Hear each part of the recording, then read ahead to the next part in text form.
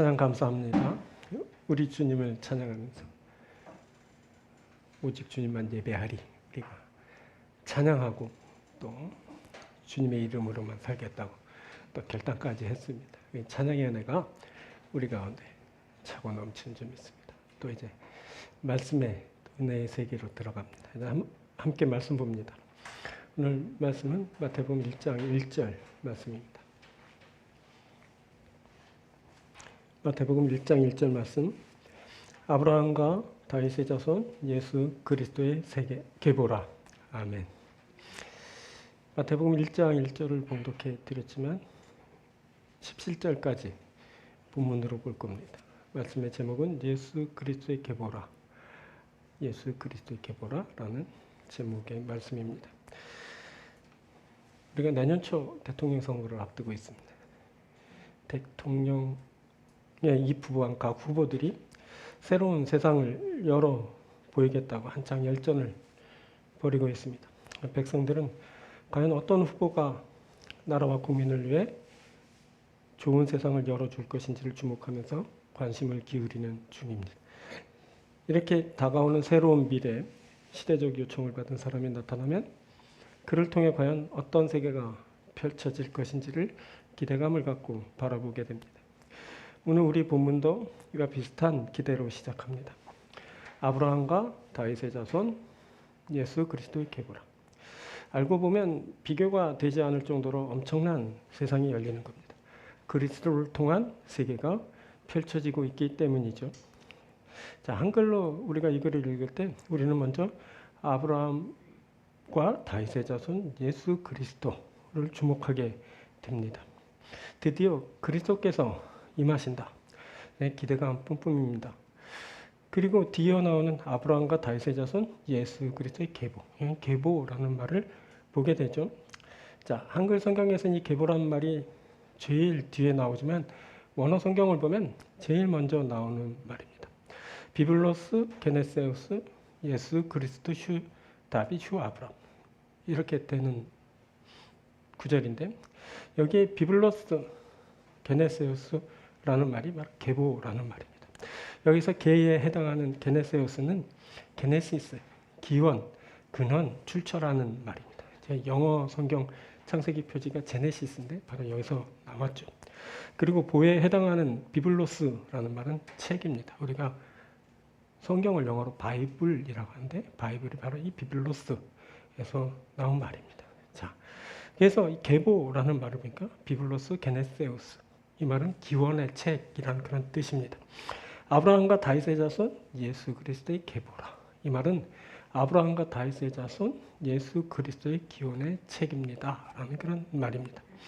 이제 그래서 아브라함과 다윗의 자손 예수 그리스도의 기원이 말해지겠구나 하는 기대를 갖게 됩니다. 그래서 독자들은 이 글을 읽을 때 과연 아브라함과 다윗의 자손 예수 그리스도의 기원이 어땠는지 예수 그리스도가 과연 어떤 세계를 가져왔는지를 기대하며 주목하게 됩니다. 오늘 우리가 이것을 들여다보려고 합니다. 우리는 이 계보를 읽을 때 특징적인 몇 가지를 이제 살펴보려고 합니다. 말씀을 나눌 때 아브라함과 다윗의 자손 예수 그리스도를 통해 펼쳐진 그 세계를 만나게 되길 바랍니다. 오늘 세 부분으로 말씀을 드립니다. 먼저 남녀 모두가 소중한 세계입니다.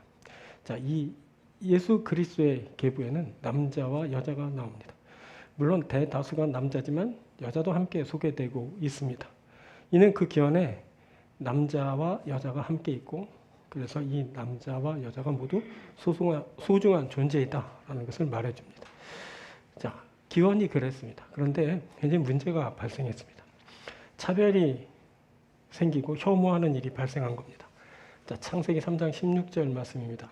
또 여자에게 이르시되 내가 내게 임신하는 고통을 크게 더하리니 내가 수고하고 자식을 낳을 것이며 너는 남편을 원하고 남편은 너를 다스릴 것이니라 하시고.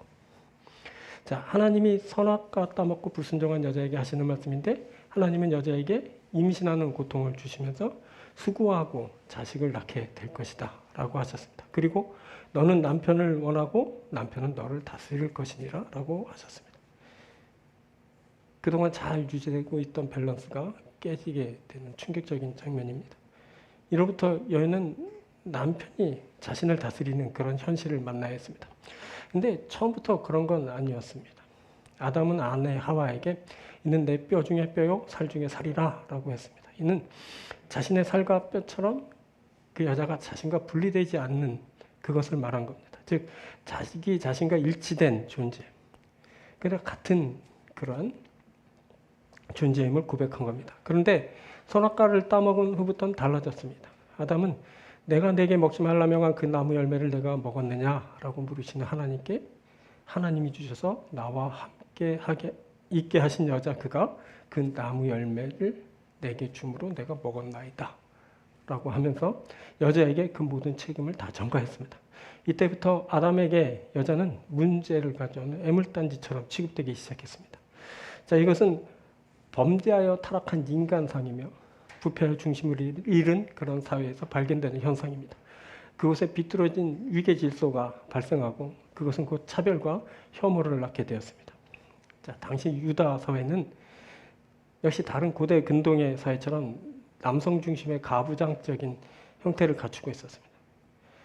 여자는 법적 권리가 거의 없었고 하나의 인격체로도 대우받지 못했습니다.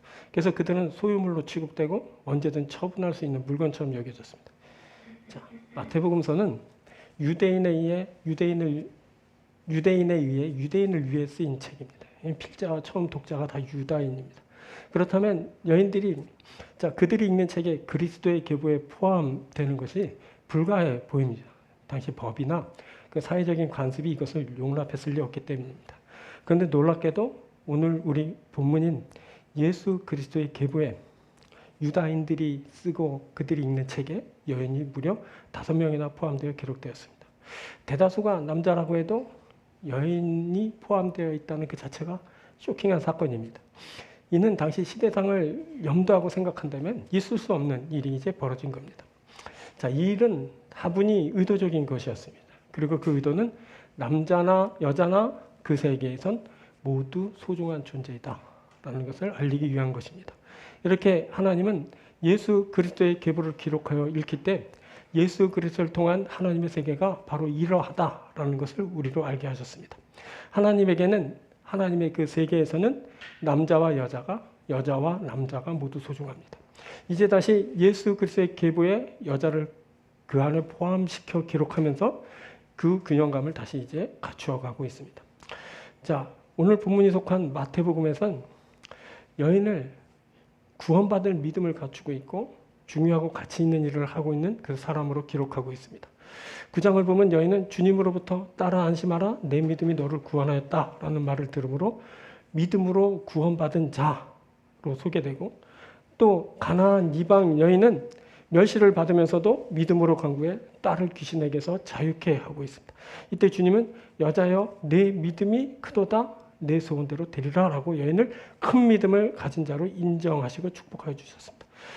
이런 믿음이 있다는, 믿음이 크다는, 믿음으로 구원받았다는, 믿음으로 치료받았다는 말들은 당시 남제자들이 일찍이 들어보지 못한 그런 말들이었습니다. 그런데 이 여인들이 믿음으로 나와 예수님을 만나면서 그 여인들이 예수님으로부터 믿음이 있다, 크다, 믿음이 너를 구원했다, 믿음이 내 딸을 치료했다라는 말을 듣게 된 겁니다. 엄청난 일이 이제 여인들에게 일어나게 되고 그 여인들은 모두 믿음의 그런 위대한 사람들이었습니다. 그리고 또 한 여인은 향유 한 옥합을 예수님께 붓고 주님께 좋은 일을 한 여인이라고 인정받고 이 복음이 전파되는 곳에 이 여자가 행한 일도 말하여 기억하리라 라고 이제 하셨습니다. 뿐만 아니라 갈릴리로부터 이제 예수님을 섬겨온 여인들은 예수님이 십자가에 못 박혔을 때 위험을 무릅쓰고 자신을 노출시키면서 멀리서 예수님을 이제 지켜보기도 했습니다. 자, 예수님이 숨을 거두었을 때는 두려움을 극복하고 여인들이 이제 예수님의 무덤을 찾았습니다. 부활하신 예수님을 제자들에게 알리는 일을 바로 이 여인들이 하였고 부활하신 예수님을 그 누구보다 제일 먼저 만난 그 사람들이 바로 여인들이었어요. 여인들은 예수님을 만나 경배하였죠. 자, 이런 일들은 남 제자들도 하지 못했던 것으로 모두 중요하고 귀한 일들이었습니다. 그래서 성경에 기록되었고 예수님에게 인정받고 칭찬받고 그래서 사람들에게도 널리 본으로 이제 전파되게 된 겁니다. 물론 남 제자들도 이제 예수님을 따르면서 열심히 사역을 하고 이제 훌륭한 일들도 많이 감당했습니다. 여기서 말하고자 하는 것은 뭐냐면 여자나 남자나 모두 존귀한 존재라는 겁니다. 여자나 남자나, 남자나 여자나, 제가 지금 말을 되게 조심하고 있는데 남자나 여자냐 그러면 여자나 그러면 또 남자를 또 먼저 말했다 그럴까봐 신경 써서 여자나 남자나 이렇게 말하려고 했는데 그럼 또 역차별이라고 그럴까봐 두 번을 말해야겠더라고. 남자나 여자나, 여자나 남자나, 여자나 남자나, 남자나 여자나. 모든 인간의 성별을 떠나서 모든 남자나 여자나 여자나 모두 존귀한 존재라는 것을 이제 알리는 겁니다. 그게 바로 예수 그리스도의 계보에 기록되었고 그것을 통해 우리로 알게 하는 내용들입니다. 모두가 귀합니다. 우리가 이것을 알아야 됩니다. 그런데 오늘날은 어떤가요? 문명이 발전하고 지성이 월등히 향상된 시대를 살지만 오히려 시대에 역행하는 현상이 빈번한 것을 우리들이 보게 됩니다.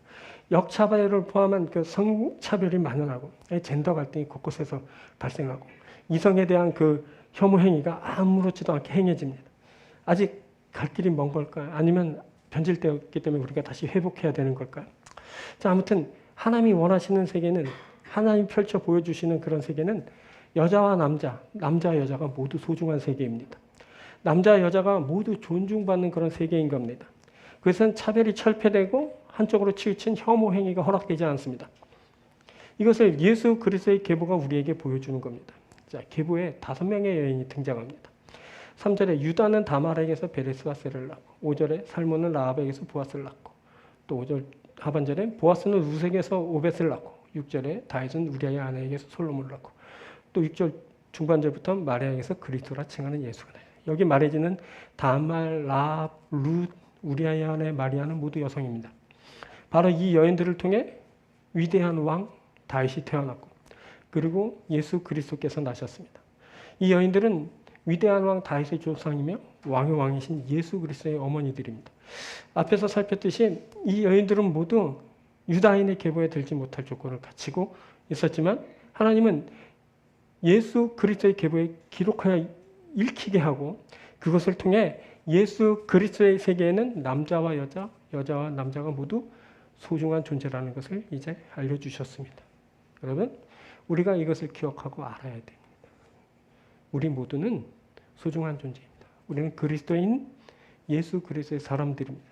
남자와 여자, 여자와 남자 모두 소중한 존재입니다. 우리 여자와 남자, 남자 여자가 모두 소중한 삶을 살 수 있습니다.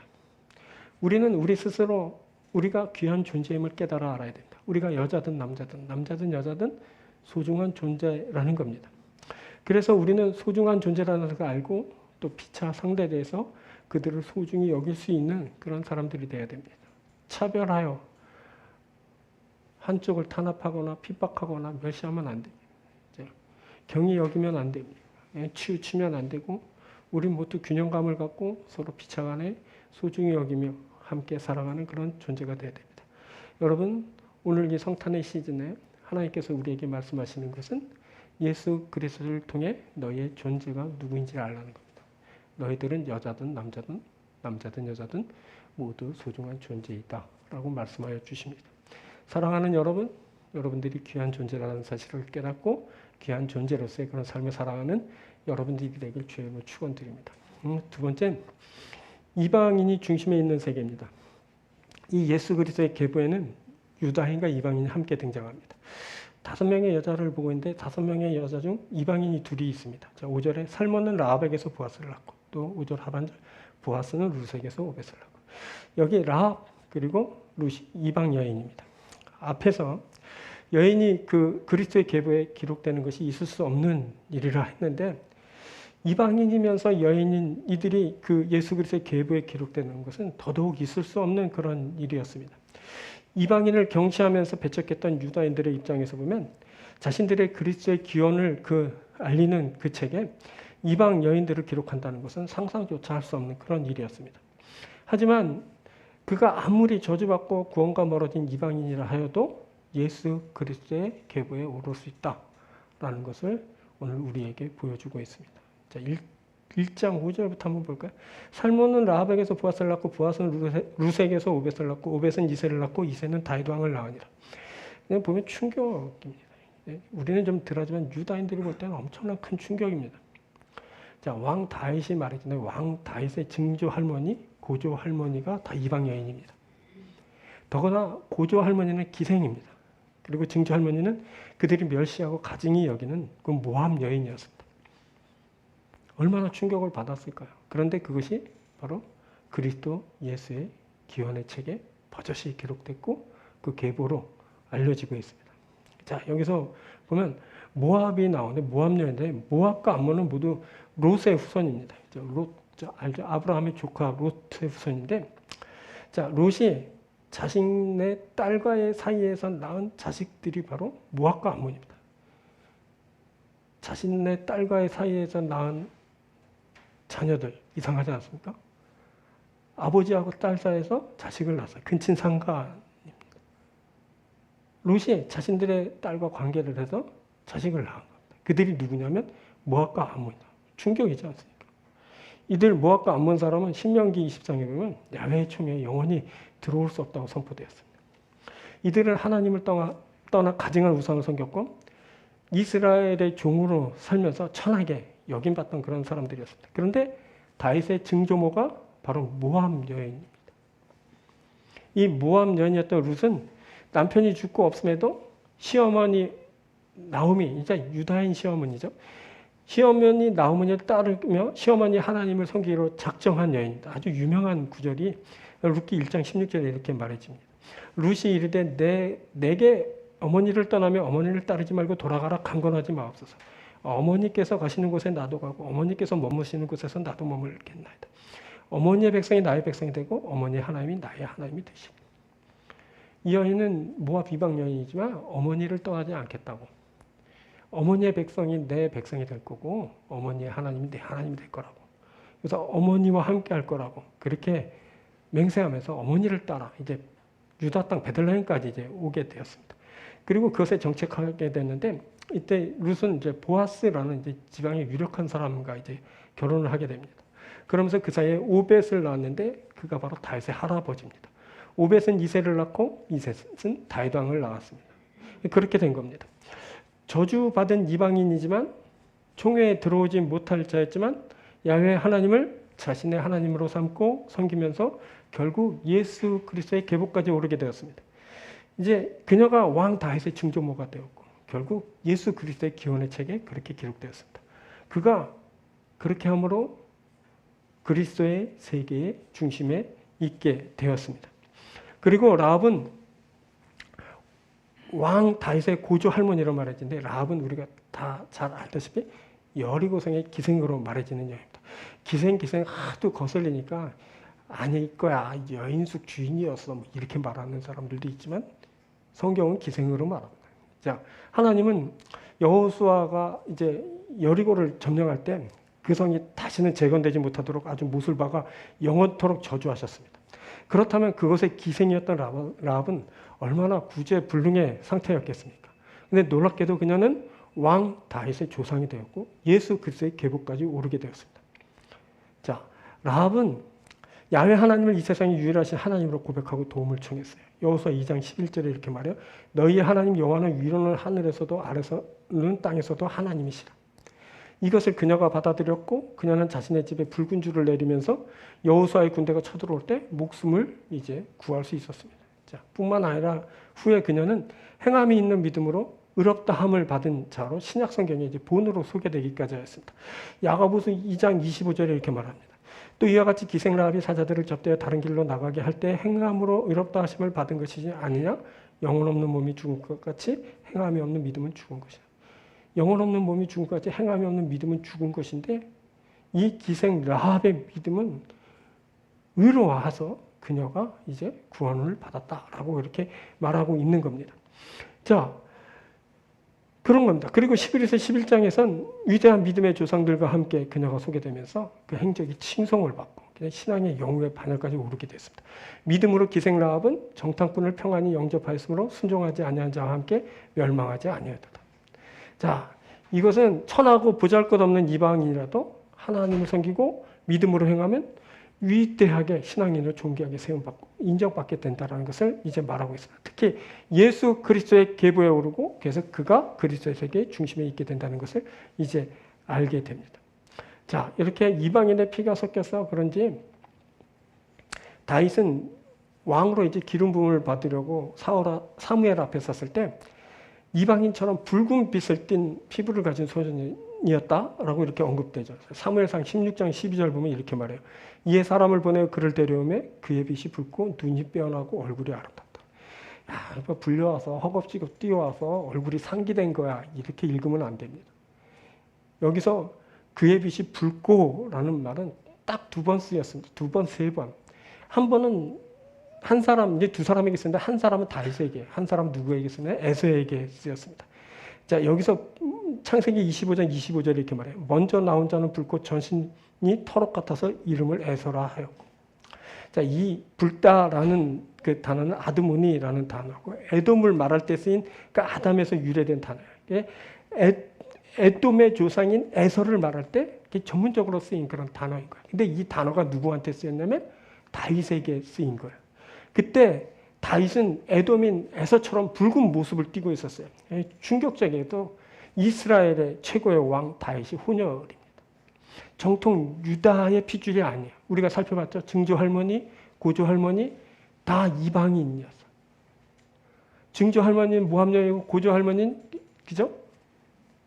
가나안 여인이었어요. 그래서 그는 정통 유다인의 모습이 아니고 아주 특출나게 뻘건 거예요. 뻘건 애인 거야. 직역으로 뻘건 모습이었던 거예요. 충격적이죠. 외모가 그랬어요. 우리가 알아야 되죠. 그런 거야. 유다인이 다 유다인이 아니고 이방인이 다 이방인이 아니야. 사람들이 핏줄을 따라 모여 살고 자신들을 막 단일 민족이라고 주장하지만 세상에 단일 민족은 존재하기 힘들어요. 조상으로 올라가다 보면 혹은 후대로 내려오면서 보면 이방인과 그 자국인이 구별되지 않는 그런 것을 우리들이 보게 돼요. 근데 우리나라도 얼마 전까지는 막 단일 민족 막 이렇게 막 강조하고 자랑하거든요. 요새는 그런 거 쑥 들어갔죠. 아니라는 주장이 계속 제기되는 거예요. 그런 거죠. 사람 세계가 그래요. 사람이 그렇게 산다고요. 서로 섞이고 그러면서 자신이 유일한 그런 어떤 선민이라고 주장하기 어려운 상태에 이렇게 된 거예요. 자, 그런 거예요. 하나님은 이 계보를 통해 뭘 알게 하냐면 하나님은 인종을 따라 선을 긋고 구별하고 차별하고 멸시하고 배척하는 그런 행위들을 이제 제재하고 계시는 겁니다. 자, 이방인이라 하여도 하나님을 섬기면 그가 하나님의 사람이다. 그것을 알려주신 겁니다. 하나님을 역사의 섭리자로 믿고 유일하신 하나님을 고백하는 자가 하나님의 사람입니다. 이런 고백 위에 유다인, 이방인의 장막이 무너지고 차별이 금지되고 하나님 나라가 저들 위에 세워지게 되는 겁니다. 여러분, 우리는 유다인이 아니다. 이런 얘기하면 막 발끈하는 사람이 있어요.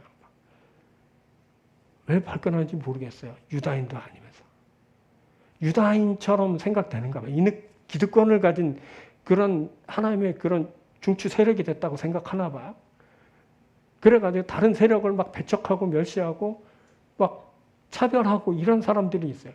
대한민국에 사는 사람들도 그래요. 대한민국 사람이 여러분 유다인입니까? 유다인 아니거든요. 유대에서 유다 측에서 보면 우리들은 아주 끝에 있는 이방인이라고요. 고대 근동 근데 이제 근동이란 말은 이제 서구 쪽에서 보면 가까운 동쪽에 있다 근동이라고 말하는 거고 우리는 거기서 더 먼 극동이죠, 그렇죠? 근데 하여튼 이스라엘을 중심으로 본 세계관으로 보면 저기 뭐 서구에 뭐 미국이나 뭐 유럽이나 뭐 이 아시아나 뭐 어디든 다 이방인인 거야. 조그만 팔레스틴 땅, 요만한 땅덩어리를 제가 그 밖에 지역에 사는 그런 사람들은 모두가 다 이방인이에요. 그런데 우리들이 막 이방인이라 그러면 막 흥분하건데 여러분 우리는 성경에 더 나오지 않는 사람들. 대한민국이 성경에서 언급되고 있나? 혹시 뭐 대한민국 땅에 예수님이 잠시라도 오셨다 가신 적이 안 오셨거든. 몰라요. 나오지도 않아요. 세상에 콩을 놓는 나라. 근데 우리들은 벌써 중추 세력이 된 것처럼 선민이 된 것처럼 그렇게 행동하고 주장하고 근데 웃기는 거죠. 우리가 알아야 되는 것은 뭐냐면 우리가 야훼 하나님을 섬기면 된다는 거죠. 야훼 하나님을 믿으면 우리가 하나님의 계보에 올 수 있다라는 것을 보여준 겁니다. 우리가 예수를 주로 받았어요. 예수를 통해 우리가 하나님을 섬기죠. 왜 우리가 이방인일까? 왜 진지하게 생각해 볼 일이죠. 그러면 이제 뭐가 나요? 영적인 개념으로 막 해서 그래. 우린 영적으로 선민이라는 거예요. 그 말도 일리가 있지만 어떻게 보면 좀 우스꽝스러운 말이죠. 구분 짓는 자체를 하면 안 돼요. 중요한 것은 뭐냐면 우리가 예수를 구주로 받고 하나님을 섬긴다는 거예요. 그러면 우리들이 하나님이 알리신 예수 그리스도의 계복, 그 기원의 책에 속하여 들어갈 수 있다는 것을 우리로 보여주시는 거예요. 중요한 것은 우리가 하나님을 섬기는 사람들이냐라는 거죠. 우리는 여러분 하나님을 섬기는 그래서 하나님의 사람입니다. 이것을 믿으시기 바랍니다. 이것이 중요합니다. 자, 앞서 말한 바 있는 한 가나안 여인, 자녀의 떡을 취하 개들에게 던지기 마땅하지 아니하니라 라는 차별과 배척의 말을 들었지만 이를 극복하여 믿음으로 나갔을 때 여자여 내 믿음이 크도다. 내 세운 돌을 데리라 라는 말을 들을 수 있었습니다. 중요한 건 뭐죠? 이제 개처럼 취급받더라도 이방인이니까 유다인의 관점에서 보면 개같이 취급받는 거야. 그런데도 그런 멸시에도 불구하고 그럼에도 불구하고 개도 주인의 상에서 떨어지는 것을 먹습니다. 주님. 불쌍히 여겨주십시오. 그래서 자비를 구할 때 예수님부터 어떤 말을 들으면 내 믿음이 크도다라는 말을 들었어요. 그럼 된 거죠. 내 소원대로 되리라. 딸이 치유받게 된 거죠. 중요한 건 뭐냐면 믿음이고 인정받는 믿음이고 그 믿음대로 되는 역사라는 거죠. 이것이 중요한 겁니다. 자, 바울은 뭐라는 스스로를 이방인의 사도라고 말했어요. 그는 이방인에게 복음을 전하고 그들을 형제라고 불러주었어요. 그리고 그들을 구원하기 위한 사역을 했습니다. 자, 로마서 3장 29절에 이렇게 말해요. 하나님은 다만 유대인의 하나님이시냐? 또한 이방인의 하나님은 아니시냐? 진실로 이방인의 하나님도 되시니라. 하나님은 다만 유다인의 하나님이시냐? 아니라는 거야. 이방인의 하나님은 아니시냐? 맞다는 거야. 진실로 이방인의 하나님도 되신다라고 그가 주장하고 있어요. 그런 거야. 바울 신학의 중심은 뭐냐면 유다인이나 이방인이나 그리스도 예수 안에서 하나라는 거죠. 갈라디아서 3장 28절에 이렇게 말해요. 너희는 유다인이나 헬라인이나 종이나 자유인이나 남자나 여자나 다 그리스도 예수 안에서 하나이니라. 하나됨, 일치, 연합됨. 예수 안에 있는 사람에겐 이것이 가능하다는 거예요. 오늘날 세계 각처에서 일어나고 있는 그 민족적이고 인종적인 그 분쟁들을 종식시키는 길, 그 바로 예수 그리스도 안에서 펼쳐진 새로운 세계에 들어서는 거예요. 그 세계를 살아가는 거죠. 그 길이 유일한 치유책이고 봉합책이고 하나 되는 길이에요. 여러분, 우리가 그리스도인이죠. 우리는 그리스도 안에서 하나죠. 우리가 하나님 나라의 중심에 있어요. 우리는 성경에도 나오지 않는 민족이요 백성이지만 우리가 예수를 영접했고 하나님을 섬겨요. 그래서 우리들은 하나님 나라에 있고 그 중심에 있는 거예요. 하나님 나라의 중심에 있음을 여러분은 믿으시기 바랍니다. 여러분들이 하나님 나라에서 있게 되는 그런 귀한 축복을 받게 되는 여러분들에게 축원드립니다. 세 번째는 죄인이 의롭게 되는 그런 세계입니다. 이 예수 그리스도의 계보에 죄인들이 등장하죠. 자, 3절에 유다는 다말에게서 베레스와 세를 낳고 5절에 살몬은 라합에게서 보아스를 낳고 6절에 다윗은 우리아의 아내에게서 솔로몬을 낳고. 자, 인간 모두가 죄에서 자유롭지 못하지만 특히 다말, 라합, 우리아의 아내는 표면으로 드러나는 그 두드러지는 죄인의 모습을 하고 있었어요. 자, 다말, 아까 말했죠. 시아버지 사이에서 아이를 낳았어요. 마태복음 1장 3절 유다는 다말에게서 베레스와 세레를 낳고 베레스와 세레가 시아버지와 관계를 해서 낳은 아들들이에요. 자, 그녀의 남편이 죽었습니다. 유다의 법에 의하면 그 형제 중에서 그 동생이 이제 형수를 아내로 맞아서 이제 가정을 이루고 후사를 보겠어요. 후사가 끊어지면 안 되니까 그런 법이 있었어요. 그런데 그 동생도 죽은 거예요. 근데 또 그 동생을 주니까 동생이 너무 어려요. 그래서 시아버지 유다가 뭐냐면 야, 좀 기다려야겠다. 애가 크면 그때 너한테 줄게. 그래 놓고 애가 컸는데도 주지 않는 거야. 그러니까 다말이 그 아이가 장성했는데도 자기 후사를 이을 남편으로 그 동생을 주지 않자 변장을 하고 창녀로 변장하고 그리고 시아버지 유다를 유혹했어요. 그래서 관계를 맺고 애를 낳았어요. 그게 누구냐? 베레스와 셀이죠. 이것은 윤리적으로도 신앙적으로도 용납할 수 있는 심각한 죄였죠. 근데 시아버지 유다가 나중에 뭐라고 말하냐면 내 며느리 다말이 나보다 의롭다라고 말해요. 유다가 그것들을 알아보고 이르되 그는 나보다 옳도다. 내가 그를 내 아들 셀라에게 주지 아니었습니다.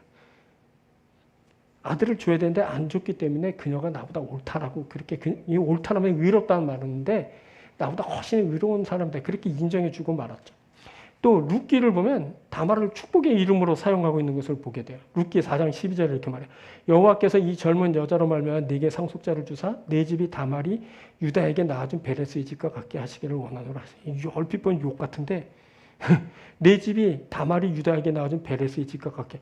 그러니까 다말이 낳아준 그 아들, 그 근친 상간으로 낳은 아들 베레스의 집과 같게 원한다. 이거 옆에 욕 같은데 이게 축복이에요. 이게 무슨 말이냐면 이제 보아스와 이제 룻이 이제 결혼을 하게 되었어요. 근데 백성과 장로들이 이제 축복하면서 하는 말이에요.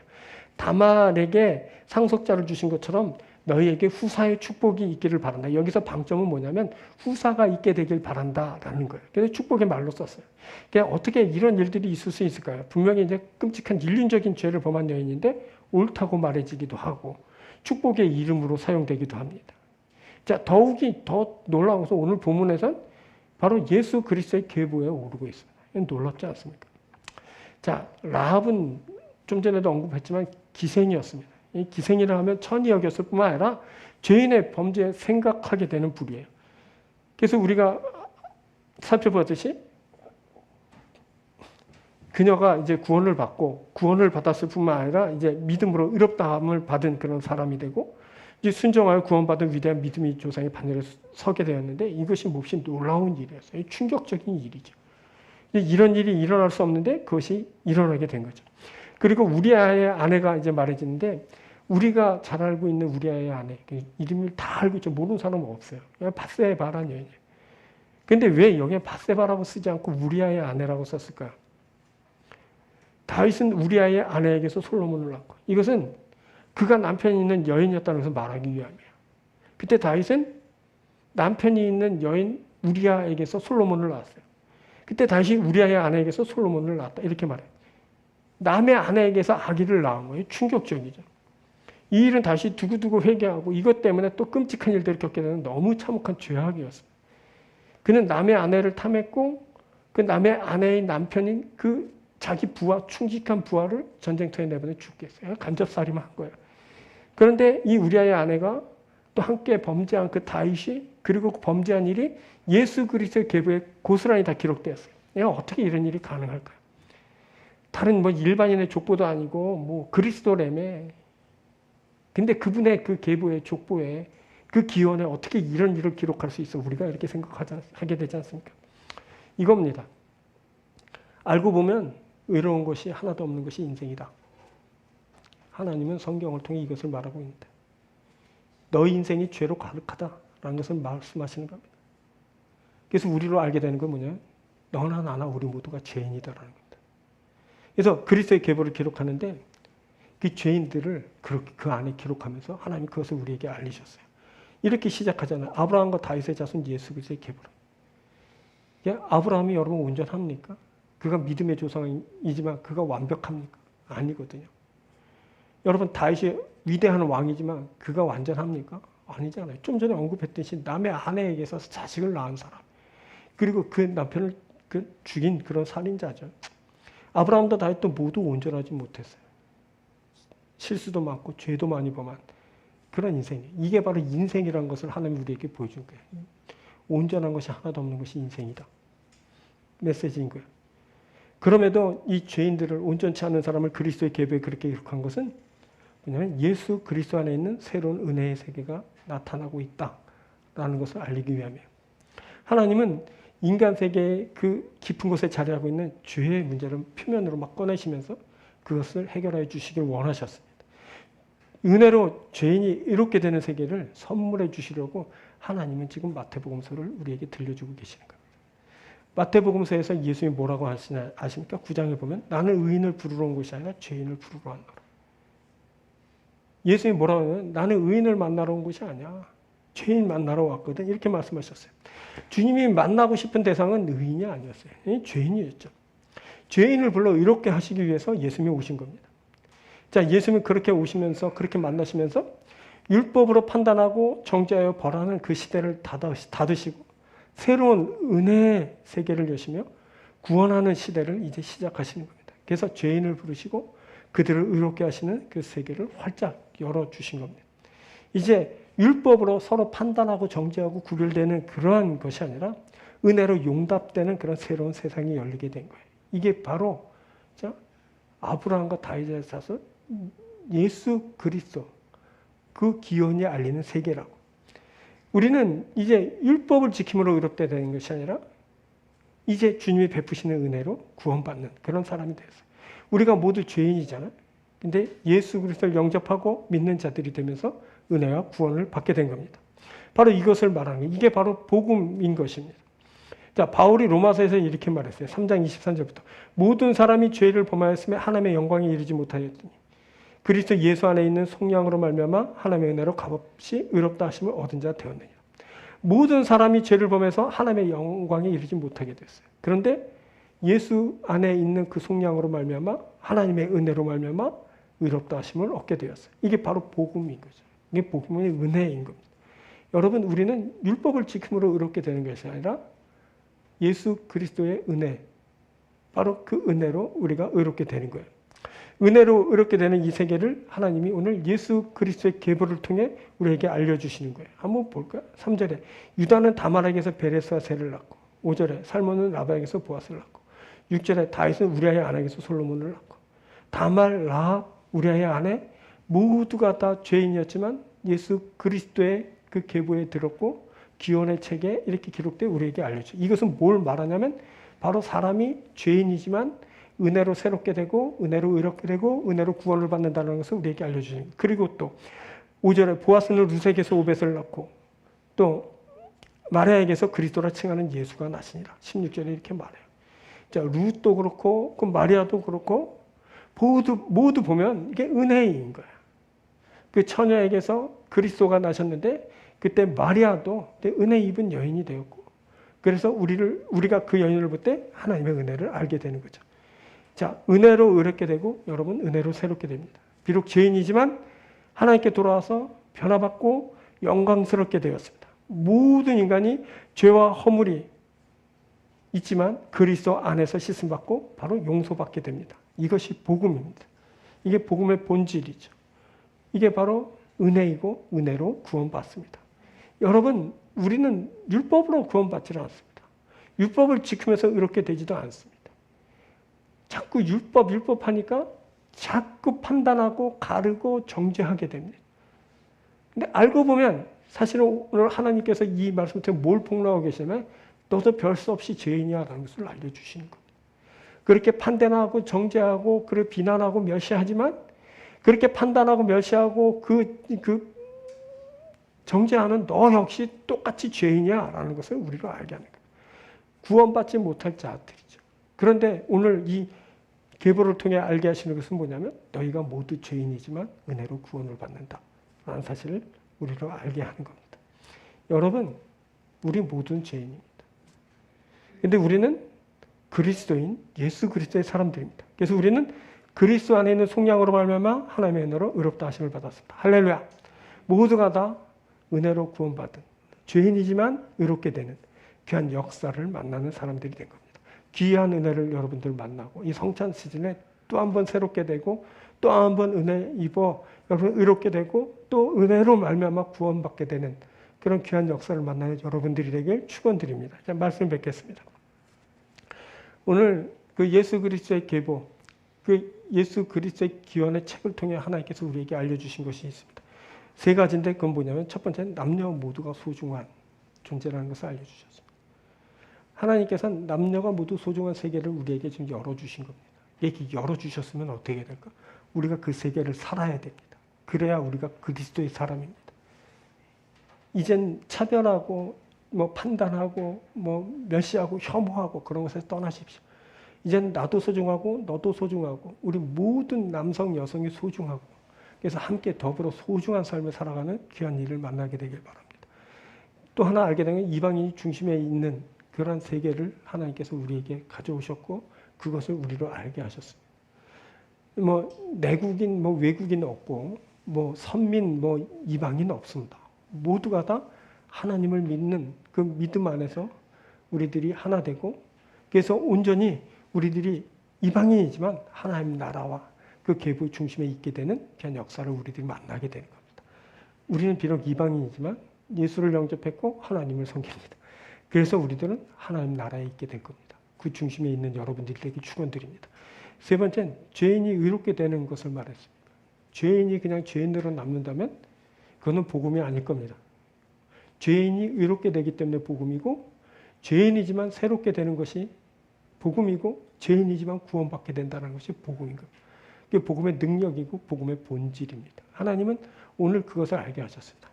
그 예수님의 계보를 쭉 보니까 문제가 없는 사람 하나도 없고, 특별히 문제가 있는 몇 사람을 우리가 이제 보았지만 그 사람들조차 모두가 다 새롭게 되는 은혜를 입었습니다. 자, 그렇게 되는 겁니다. 하나님을 섬기고 예수 그리스도와 함께하게 되면 죄인이지만 의롭게 되는 역사를 만나게 됩니다. 구원받는 귀한 축복을 만나게 되는 겁니다. 이 귀한 은혜와 축복을 만나고 그것을 살게 되는 여러분들에게 축원드립니다. 이 세 가지 은혜가 오늘 성탄 시즌을 맞는 우리에게 있게 될 줄 믿습니다. 다 함께 기도합니다.